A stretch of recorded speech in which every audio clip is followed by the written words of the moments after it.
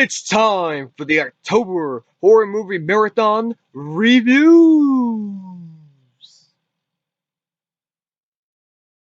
Found footage movies, they have been just appearing a lot through the decade of 2010. The first found footage movie started like in 1999 with the Blair Witch Project, but that's the one that started it the most. But for this decade, the one that started it was at Paranormal Activity. Yeah, that's one, and it's been spanning through horror movies and other stuff. But for found footage and for horror movies, this is one of the worst. And I own this movie. Why? Because I'm really fucking stupid. Apparently, I just like doing this to myself. But with these movies that I've done for October, I didn't watch these alone, so that's the point, I guess. But let's talk about it. And it's January, so yay, we're gonna have a lot of fun. 2014's Devil's Due. So here, let's have some fun, shall we? So this is about two people that get married. They head to the Dominican Republic for their honeymoon. The trip takes an unsettling turn when a psychic gives them an ominous warning. You should have known by that point, guys. The newlyweds eventually make their way to a bar and get very drunk. And there's a ritual thing that they don't know that happened, and it looked terrible. The next morning, they remember little of the night's events. Later, Sam learns that she is pregnant. Oh boy. However, strange physical and mental changes lead her to the realization that the pregnancy has a sinister origin. So I thought about this movie, and and I was looking at this, and I was like, really, guys, we're doing the same shit again? I was like, yeah, here we go. Guys, I gotta be completely honest with you. I was not looking forward to this. This is terrible. And for found footage movies, this is a shame. Like, it's a very, very shame.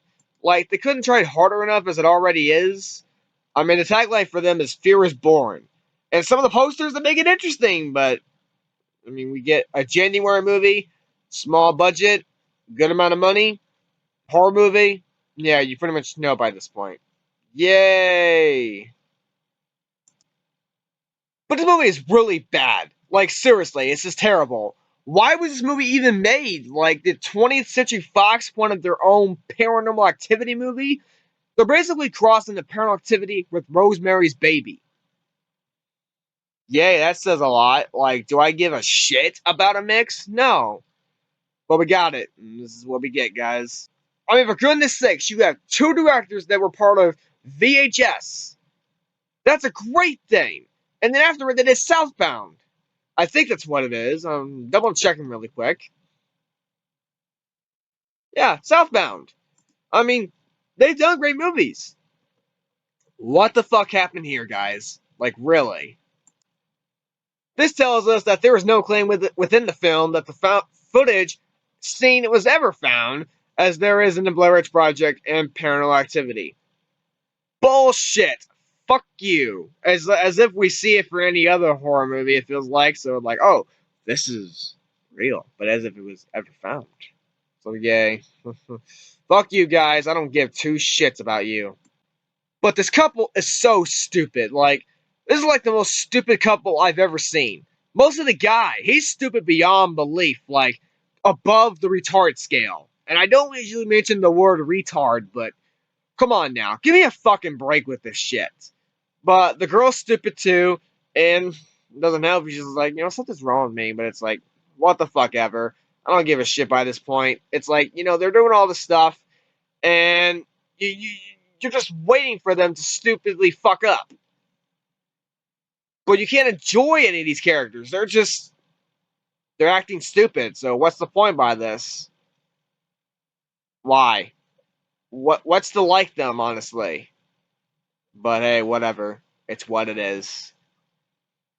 So, let's just start with the acting, and it's garbage. You don't give a shit about anybody, even these other people that are not having problems. You don't give two fucks about them. Like, I didn't give two fucks about any of these people. I mean, I don't know much about Allison Miller and Zach Gilford. They have done stuff before. I mean, for Allison Miller, she was on like television series. Like she's been in Kings, she's been in Terra Nova, she's been in Go On, she's also been incorporated. So I mean, she's got stuff under her belt. Does she have done anything else? She's been in a movie called 17 Again, which I know what that is, but I guess she's a teen, so we don't see her much. Now Zach Gilford, I'm pretty sure, yeah, he's been in Friday Night Lights, a drama show. So I mean, and he's also been in after Devil's Due. He was in the Purge Anarchy, an actually good Purge movie. So what the fuck happened with this? Oh, he's also in Postgrad. Didn't know that. But yeah, I mean, with this acting, it's garbage, guys. I mean, I didn't give two fucks about any of these people. Dialogue is garbage too. I mean, it's cliches. It's the generic ass shit that you didn't want to see. It's like, yay, we get all this garbage we get to see, and you get all these happy moments, or you get those depressing moments like, oh, you're holding me back. I don't know what to do anymore, and she's doing this college stuff when she's pregnant and everything, all that. It's like, I don't give two fucks about this. So let's please fucking move on with this and keep going. But yeah, the acting and dialogue are garbage. Let's talk about those jump scares. It's predictable, generic ass garbage. It really is garbage. Like, I was just sitting there waiting for something to happen. And when I was watching it, I thought to myself, haven't we seen this shit before? I mean, for any other movie, you've seen it before. You get one that you flinch at and you're like, oh, like, it's something, but it doesn't do shit. Like, I don't care. So yeah, these jump scares are garbage, so I don't want to talk about that as much right now. The camera elements. Let's talk about this for a minute. In the house. They set it up like they do in Paranormal Activity. So yeah, it's like, as if 20th Century Fox wanted this. So yeah, let's talk about this movie in detail, please, because I want to get it done, get it over with. So at the beginning of the movie, they show him in a police thing. And the policeman's like, so why'd you do it, man, huh? Why'd you do it? He's like, I didn't do anything. I swear I didn't do anything. And it goes backwards to where it starts from the story. So this happens also at the end. So as if you give a fuck. So it shows them, they're about to get married. And he decides that he wants to document their life together. Of course they're going to document their life together. I mean, this is fucking found footage. So yeah, I mean, who gives a shit by this point? I didn't give two fucks about it, so hey, whatever. It's what it is. So after the wedding, they go to the Dominican Republic for their honeymoon, and they act stupid there. I mean, during there, the couple meet a fortune teller who declares that Sam was born from death, and repeats to Sam that they have been waiting for her, and they're creeped out like, okay, we're gonna go now, bye. And on their way out, a strange man watches them, like just stands there like a creep, as if that's stupid enough. So they get lost on the way home, and a cab driver offers them to go to the club, take them to the club. Really? Does that not sound suspicious? They're just thinking, as if they saw numerous strange symbols marking on the area on the way there. It's like, you know what, they should be thinking, something's wrong, we should get out of here. I mean, you see numerous strange symbols on the way there. In the club, and it looks terrible. I mean, all this shit looks terrible. They see the same man for the fortune teller watches them and speaks with the cab driver, and they're trapped, they're drugged, and taken to an underground chamber beneath it where a ritual is performed and an unseen force fills the room. And it looks terrible. It looks like some of those effects from a video game. It's like the same shit from Ouija and the Bye Bye Man. It's not that horrible, but it got to that point where I was like, oh boy, we're getting there, guys. So then the next morning, they don't know nothing after it. They wake in the hotel with no memory. Yay, we get all another cliche shit. We get, we don't remember nothing. Well, you need that in the horror movie, apparently, because it works. So a couple weeks after it, she discovers that she's pregnant. Despite claiming she's taken birth control pills ever since the wedding. So, yeah, that's something. Though shocked, they're overjoyed and tell their family and friends the news, as if I give two fucks. So they later attend their first ultrasound scan where the doctor says the baby looks healthy and is due by the end of March. Alright. But it goes static. It recovers. So yeah, we get those horror moments where something happens and oh, it's fine, never mind. It's like some jump scare shit, like, oh, this happens, oh, you're fine, never mind. So the curse of her pregnancy, she begins to experience nosebleeds, stomach bruising, cravings for raw meat, despite being a vegetarian too. And if you really, she's craving for raw meat. Something's wrong there. More of that. She's got superhuman strength, telekinetic abilities. So yeah, we're gonna be Carrie too. Wow, we're getting a good mix of shit, shall we?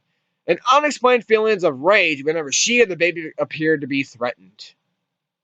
Alright. So if he doesn't know that shit and there's something wrong, yeah, you pretty much just say, hey, honey, are you okay? We should take you somewhere, but he's just like, oh, everything's fine. But they keep seeing odd-looking people watching them from afar. She's convinced something's seriously wrong with the baby and that they're being watched. Alright.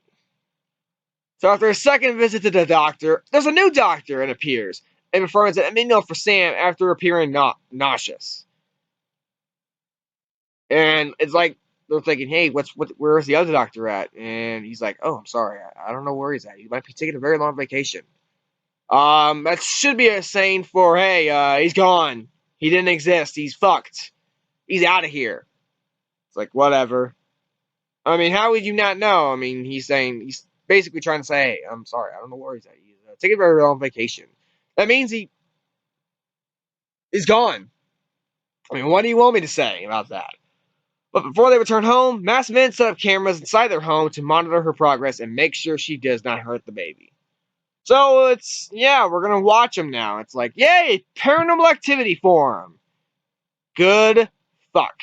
So, later on, she's 8 months pregnant. Wow. So they attend a Holy Communion at their church, and their niece is oddly scared of her, and now the priest just coughs up blood. And then later at home, Zach reviews everything. He reviews the footage he filmed and sees the mysterious cab driver from their honeymoon. And he visits the priest in the hospital, who explains the symbol is related to the Antichrist and warns Zach that the symbol is the gateway for the Antichrist and that the followers of the cult will dress the house in ash to prepare for the arrival. And then when he gets home, there's ash all over the house. It's like, what the fuck? And then he calls the cops and everything, and the cops are like, sorry, I can't do anything. You gotta go, bye. But, hey, there's a problem here. You should have shown the cop the footage you had. Like, seriously? Are you that stupid? I mean, if that was me, I should have shown him the footage. But no, he didn't show him shit. He's just like, I'll just show him later when shit's going down. We'll get to that shit, trust me. But seriously, not showing the footage where you see all this shit going on, you're fucked. So he chases the people watching her house and finds out where they were living, which is basically the cult. So he asks his sister, Susie, to stay with her while he breaks into the supposedly abandoned house at the end of the street where the cult's staying. And then he finds the CCTV footage of his house and the missing ultrasound. But before that, I think there's moments of there's a couple moments that I'm going to mention before all this. One, she's carving this symbol on the floor. She tries to hide it, but she's carving it. I was like, all right. I think it was a knife or something. And then there's another scene to where she's in the woods and there's people there, and she's eating deer, raw meat. They should be thinking, something's wrong, we should go before shit goes down. But you're fucked. I mean, how should you not know that she's possessed? I mean, for Zach in general, why would he know that? Why wouldn't he know that she's possessed? Like, seriously, she's got all this stuff going on, like I mentioned. She's got cravings for raw meat, superhuman strength, telekinetic abilities, and, like, rage. I mean, you should know that. But I actually like this scene of her killing the people. I mean, she's got strength like Chronicle. So yeah, basically we're doing that shit again like we did in the marked ones from Paranormal Activity. Good fuck. But yeah, we got that one scene. I really enjoyed it actually. But I just wanted to mention those before I forget by this point. But he's there at their house, and this is where the third act around here is where it starts. He gets caught by the cult when he goes to leave. They're performing a ritual with other cult members, and it's McCall's mysterious second doctor. So if you don't know that already, then yeah, you should pretty much know how it's going to go down. As well as the man who's been watching their house and the cult leader, who they initially saw at the fortune teller's place and later at the club. He barely managed to escape, but he had to avoid the cab driver on the way out. And then you got a bunch of rain and everything. There's some people standing there, and he's like, "What do you want from me?" and everything. It's like, all right, by this point, it's weird. So upon returning home, he finds the house surrounded by masked men who have been watching him all alone. Then he goes inside, like they just let him know. It's like, all right, you're fucked. And then you get all this okay, before I say this, there's shit thrown at the screen. They have shit thrown at the screen. And it's terrible. Like, all the shit that's going on, it's like furniture and everything's being broken and shit's falling down and everything. It's like, it's just terrible. It looks awful. And he finds Susie dead and hears her scream at the house, inside the house. And it's being destroyed by an unseen force. And he finds Sam in the baby's nursery standing in a trance-like state with a knife to her stomach. And that was a mysterious gift at her baby shower. So, I mean, she pushes him up a wall. And he's trying to figure out what's going on. She screams for her to stop. And she's standing on the cult symbol that she's been carving, like I mentioned in the movie. And she pushes the knife to her stomach, and there's a violent blast of light. And it looks like garbage. Like, seriously, this is garbage. So when he recovers, he finds Sam laying on her own blood with her stomach cut. She cries and wonders if the baby's alright before dying. He breaks down in grief before the cab driver and the second doctor appear. And they beg them to leave him alone. But they take the baby. And the baby glows a deep red as if it takes from Sam's body. And it looks terrible. And this is where I said he should have shown the cop the footage. Because the cult takes his cameras and tape. And removing all the evidence. What a great, great character, isn't it? I mean, he should have shown all this fucking footage. And now, he's arrested, interrogated by the police about the death of his wife and sister and disappearance of his child, and that's where I mentioned in the beginning.